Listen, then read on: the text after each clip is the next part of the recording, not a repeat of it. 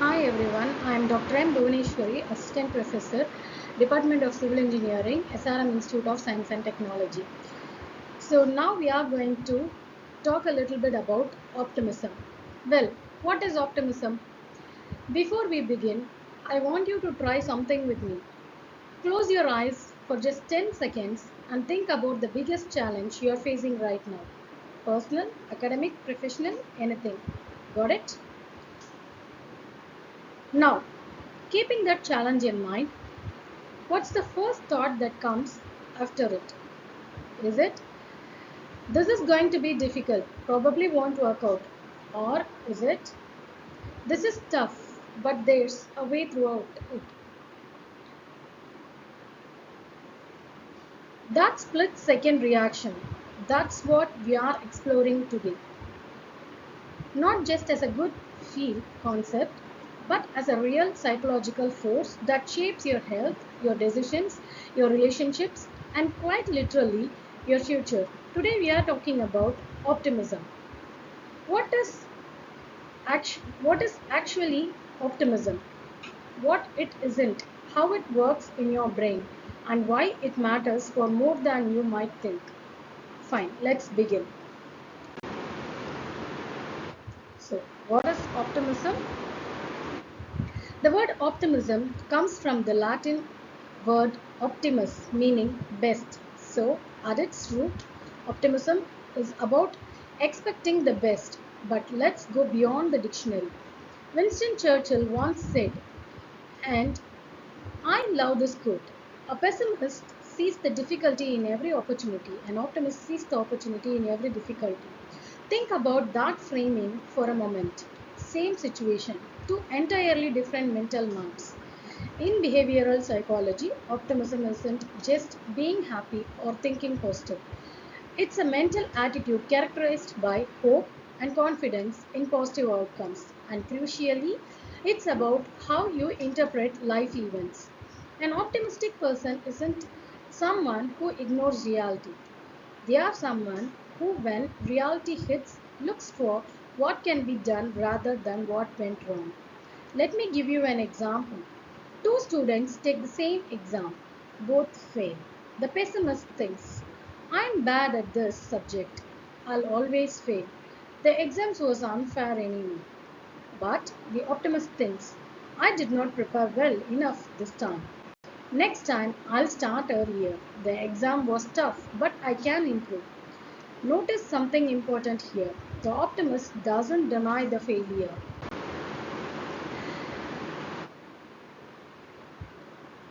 They don't say, oh, I actually passed. They acknowledge it, but they interpret it differently. That's the key distinct we'll come back to again and again today.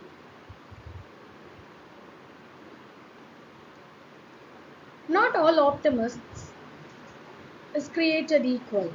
Psychologists have identified several distinct types, and understanding them helps us see why sometimes optimism helps and sometimes it hurts.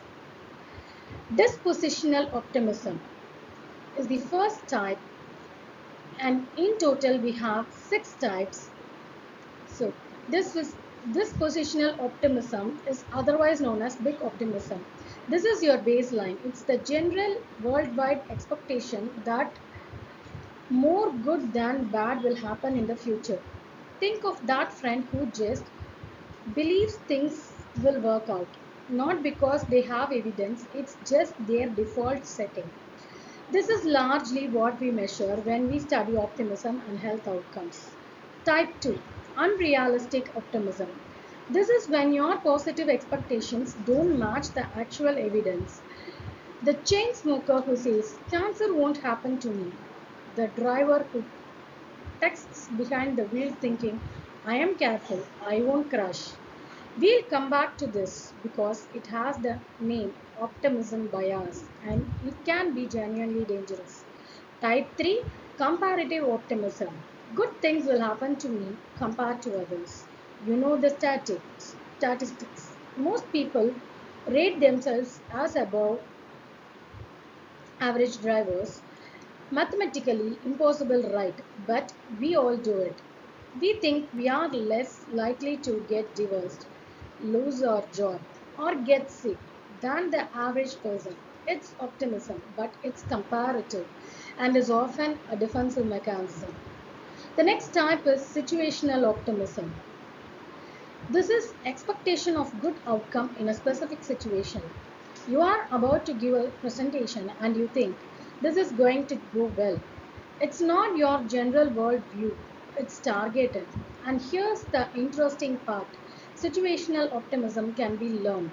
Even if you are generally pessimistic, you can train situational optimism for specific challenges. Type 5, strategic optimism. This one is tricky. Strategic optimism involves denying risks because you believe you have control. You don't prepare for the presentation because you believe your natural talent will carry you through. You don't buy insurance because you believe you will never need it. It's optimism used as a strategy, but the denial of risk is the dangerous part. The final one is realistic optimism. And finally, my personal favorite, realistic optimism. This is keeping a positive outlook within the constraints of this world. You acknowledge the difficulty. You plan for obstacles. You don't wear rose colored glasses, but you choose to believe that effort matters, that solution exists, and that your actions can influence outcomes. This is the sweet spot. This is what we want to cultivate. Explanatory styles, the mechanics of optimism. Now we get into the engine room. If you want to understand optimism at a practical level, you need to understand explanatory styles, how people explain the causes of events to themselves. This concept comes from the work of Martin Seligman, the father of positive psychology, and it's one of the most powerful frameworks you can apply to your own life. Here's the idea. When something happens, good or bad, your mind automatically asks three questions. Is this permanent or temporary? So, this is stability. Is this specific or global based on the scope? Is this internal or external based on the personalization? And optimists and pessimists answer these questions in opposite ways.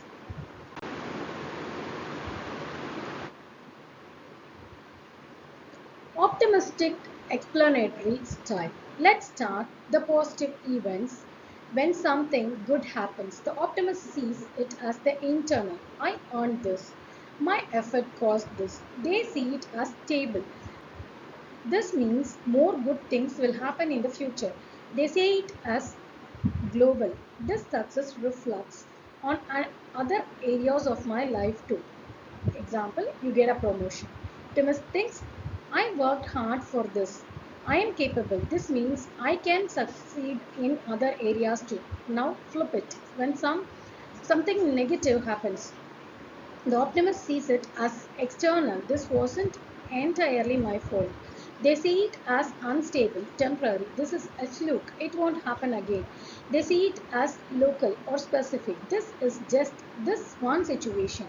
It doesn't define everything else.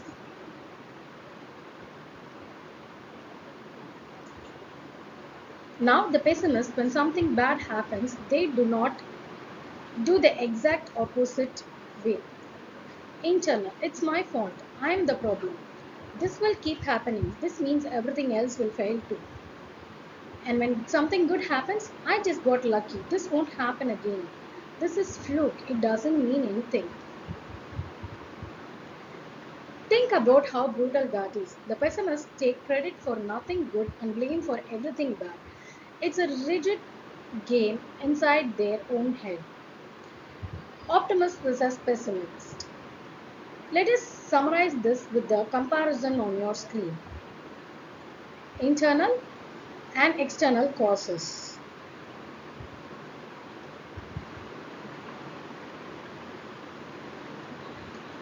What causes someone to be optimistic or not? Psychological characteristics, nature, nurture from childhood experiences, financial situations, educational level, relationships with other people, etc.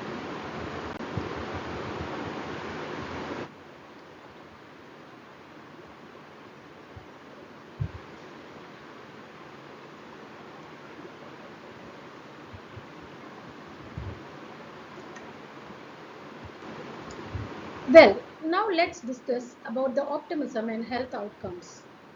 Optimism doesn't only affect mental health, it has significant implications for physical health. Optimism Optimists are more likely to engage in healthy lifestyle choices. They exercise, eat better, go to the doctor. Why? Because they believe their actions matter. Optimism buffers the negative effects of physical illness. Studies show that optimists recover faster from surgery, manage pain better, and report greater physical functioning. Higher optimism is linked to reduced rate of cardiovascular diseases. Among cancer patients, optimism is associated with improved survival rates and better adherence to treatment. Now, I want to be careful here. I am not saying optimism cures cancer. That's irresponsible. But the data is clear. Your mindset influences your physiology too. Stress hormones, inflammation, immune function, all of these are influenced by your psychological state. Optimism isn't a magic pill, but it is a genuine health asset. And for those who struggle with pessimism, there are therapeutic strategies, particularly cognitive behavioral therapy, that have been proven effective in shifting explanatory styles and promoting optimism. This isn't about faking it, it's about training your brain to interpret evidence more accurately and more helpfully.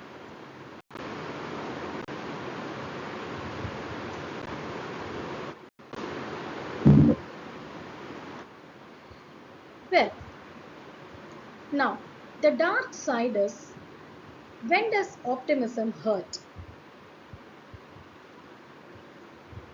But I promised you an honest conversation.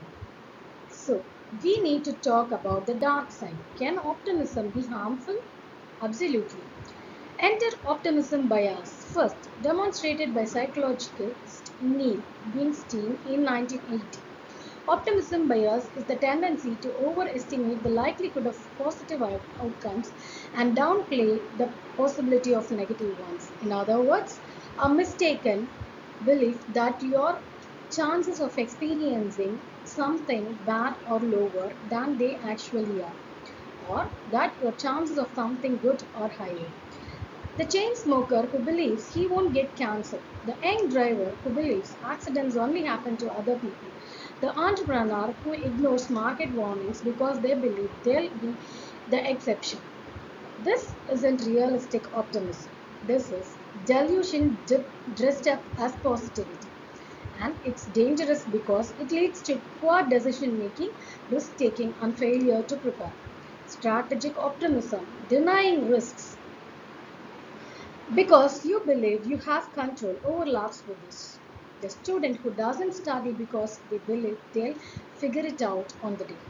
The investor who doesn't diversify because they believe their stock will only go up. Well, we have covered a lot in these few slides. Let me leave you with three things to take away. One, optimism is not about denying reality, it's about how you interpret reality. The same event can be a dead end or a detour. The choice is in framing. Two, your explanatory style matters more than your circumstances. You can train it. Mindfulness, gratitude, practices, surrounding yourself with the right people. These aren't fluffy self help tips, they are evidence based tools for rewiring how you explain the world to yourself. 3. Optimism is powerful, but it must be realistic. Hope without planning planning is fantasy. Plan with hope and you have strategy. If you're curious about where you stand, the Psychology Today Optimism test is a solid starting point. But more importantly, pay attention when something goes wrong. Notice your automatic explanation. Is it permanent? Is it global? Is it internal? And then ask yourself, is there another way to see it? Because, as Churchill said, the optimist sees the opportunity in every difficulty. And today, I hope you have seen that optimism itself is an opportunity, one worth taking. Thank you.